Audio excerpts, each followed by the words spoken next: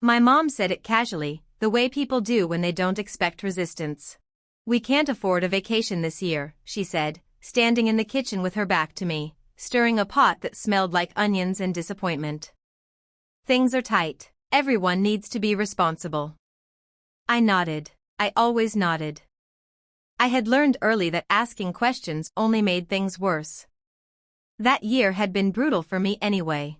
I was working 2 jobs, one full-time, one freelance at night, trying to pay off student loans and keep some savings alive. A vacation sounded nice, sure, but family came first. That's what I told myself. So when my parents, my brother, his wife, and their 2 kids started talking about next year instead, I stayed quiet. I didn't ask why next year sounded suspiciously flexible. I didn't ask why my brother suddenly stopped talking about money altogether. I stayed home. No drama. No argument. No bitterness, at least not on the surface. 2 weeks later, I was at the airport. Not to travel. To pick up a client. I remember standing near the arrivals gate, holding my phone, half asleep, when something caught my eye. First, it was the laughter, loud, careless, familiar. Then I saw the kids. My brother's kids. They were sitting comfortably in first class, legs swinging, faces pressed to the window as the plane docked. My sister-in-law stood nearby, snapping photos. And right behind her, my parents. My mom was smiling. The same woman who had told me, "We're broke." For a moment, my brain refused to connect the dots. I thought maybe I was mistaken. Maybe it was someone who just looked like them. Maybe exhaustion was playing tricks on me. Then my dad waved. Not at me. At my brother. I didn't walk over. I didn't call out. I didn't confront anyone. I stood there, invisible, watching my entire family return from a vacation I was never meant to know about. When I got home that night, my phone buzzed. A family group chat message. "Mom, back home. Exhausted but grateful. Let's all have dinner this weekend." I stared at the screen for a long time before replying. Me, sounds good. That was the moment something inside me shifted, not into anger, but into clarity. They hadn't forgotten me. They hadn't made a mistake. They had made a decision. And I had finally seen it. That weekend at dinner, everyone acted normal. My brother talked about the hotel like it was nothing special. My mom mentioned unexpected discounts. My dad joked about airport food. No one mentioned first class. No one mentioned Paris. No one mentioned why I wasn't invited. I let them talk. Then my sister-in-law laughed and said, "Honestly, it's good you stayed home. Traveling with kids is exhausting." That's when I smiled. Not because it was funny, because I knew something they didn't. They thought silence meant weakness. They were wrong. Very wrong. And I didn't need to yell, accuse, or expose them at that table. All I needed was time. Because what they didn't know, what none of them knew, was that the money they thought I didn't have, wasn't just sitting quietly anymore. It was moving. And soon, it was going to change everything. After that dinner, I didn't change my behavior. That was the part they never noticed. I still answered messages politely. I still showed up to birthdays. I still brought gifts. Thoughtful ones, not expensive enough to raise suspicion, not cheap enough to invite comments. They relaxed. People always relax when they think they've won. Behind the scenes, my life was moving in a completely different direction. 6 months earlier, before the airport, before the lie about being broke, I had quietly accepted a consulting contract with a mid-sized investment firm. It wasn't glamorous. No fancy titles. No LinkedIn announcements. Just results-based work with performance bonuses most people never see. I didn't tell my family. Not because I was hiding, because they never asked. That contract turned into another. Then another. By the time summer arrived, my side work had grown into something that paid more in a quarter than my full-time job paid in a year. I left my old job quietly. No goodbye post. No farewell lunch. Still, my family assumed nothing had changed. They continued to treat me like the responsible but boring one. The one who stayed home. The one who understood.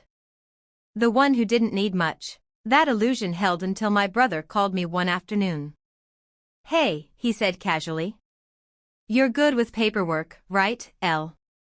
That should have been my first clue. He explained that he was buying a new place, bigger, closer to the city, better schools for the kids.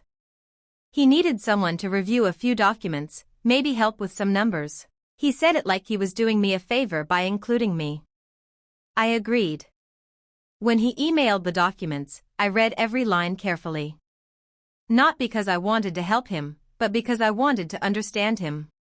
What I saw wasn't impressive. Over-leveraged loans. Short-term variable interest. Assumptions based on income that wasn't guaranteed. And then there was the down payment. It came from my parents. Almost all of it. The same parents who couldn't afford a vacation. The same parents who told me to be responsible.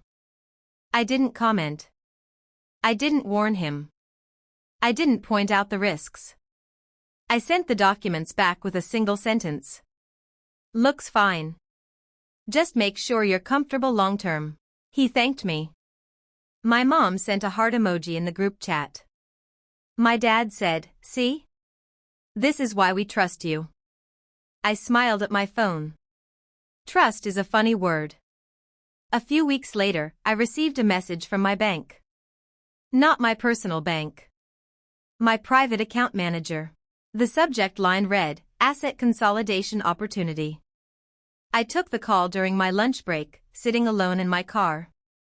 They offered me an opportunity to roll several investments into a structured fund, one that required a formal disclosure process if any family members were financially entangled with related assets. I paused. "Entangled how?"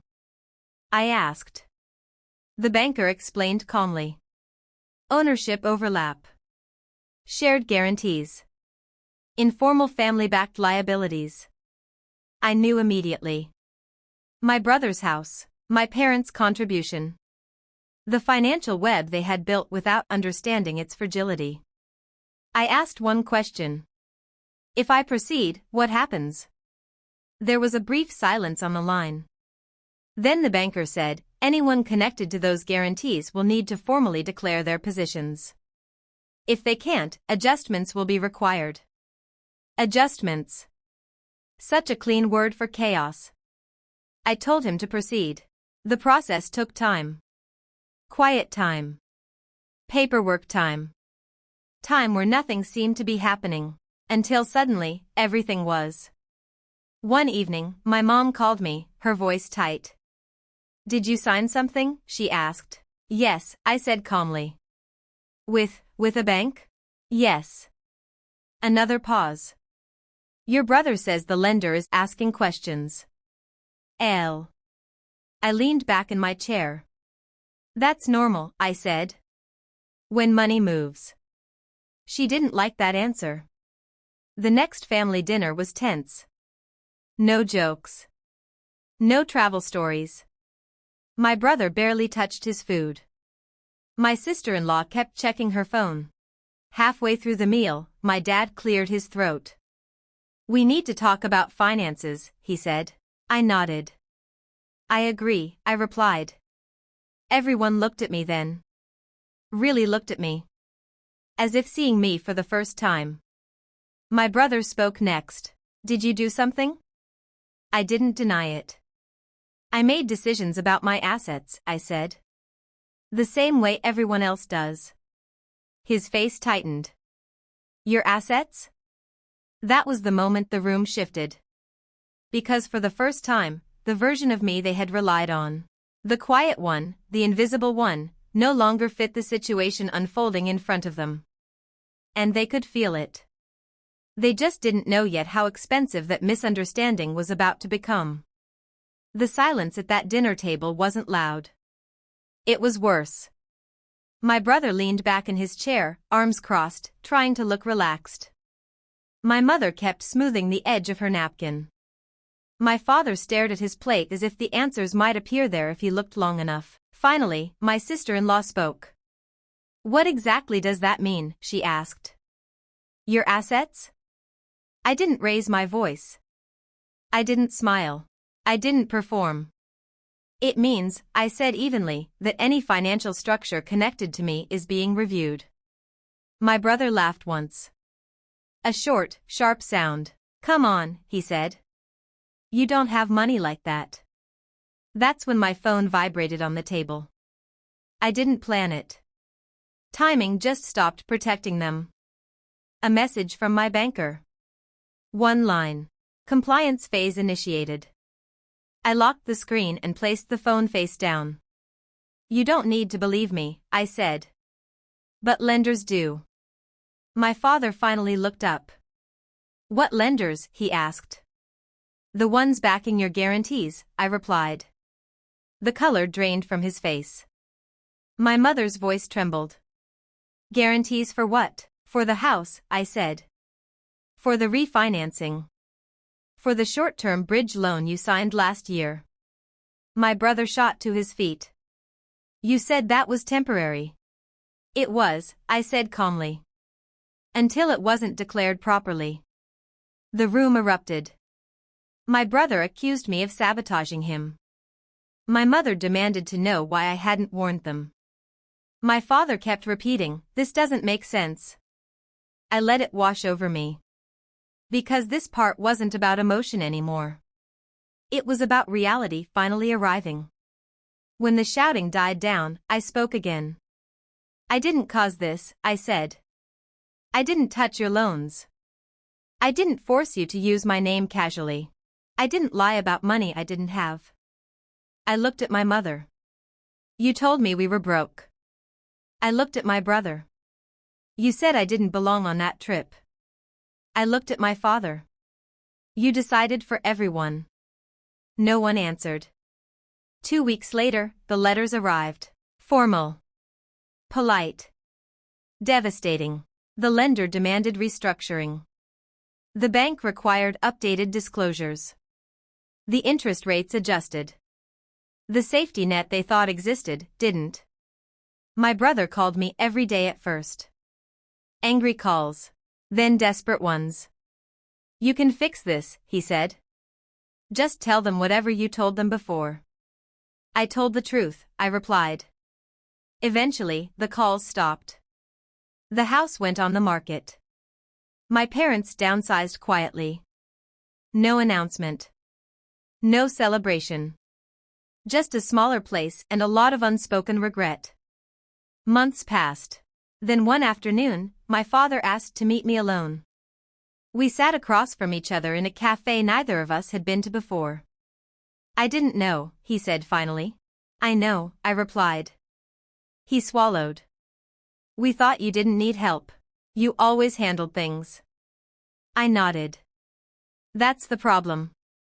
He looked at me then, not as the dependable child, not as the quiet one, but as someone he hadn't really known at all. "What do you do now?" he asked. I didn't give numbers. I didn't give titles. "I'm fine," I said. And for the first time, that answer meant something different. I didn't cut them off. I didn't punish anyone. I simply stopped shrinking to make them comfortable. I traveled when I wanted. I invested where I chose. I built a life that didn't require permission. They never asked me for money. And I never offered. Because the truth is, losing control didn't teach them humility. Losing assumptions did. And as for me? I didn't disappear. I just stopped being invisible.